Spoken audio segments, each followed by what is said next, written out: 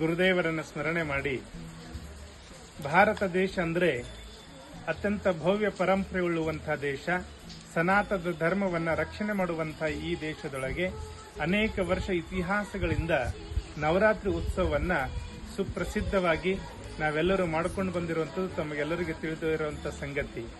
ಇಂತಹ ನವರಾತ್ರಿ ಸಂದರ್ಭದಲ್ಲಿ ಸೃಗೀಶ್ವರ ಸಂಸ್ಥಾನ ಮಠದ ವತಿಯಿಂದ ಅಂದರೆ ಕೊಲ್ಹಾಪುರ ಜಿಲ್ಲೆ ಗಡಿಂಗ್ಲ ತಾಲೂಕಿನಲ್ಲಿ ಬರುವಂತಹ ನೂಲು ಗ್ರಾಮದ ಪ್ರಸಿದ್ಧವಾಗಿರುವಂತಹ ಸೃಗೀಶ್ವರ ಸಂಸ್ಥಾನ ಮಠದ ವತಿಯಿಂದ ಭಕ್ತರ ಕಲ್ಯಾಣಕ್ಕಾಗಿ, ಲೋಕದ ಹಿತಕ್ಕಾಗಿ ಆಯೋಜನೆಗೊಳ್ಳುತ್ತಿರುವಂತಹ ಈ ಒಂದು ಭವ್ಯ ಶ್ರೀ ದೇವಿ ವೈಭವ ಎನ್ನುವಂತಹ ಕಾರ್ಯಕ್ರಮ.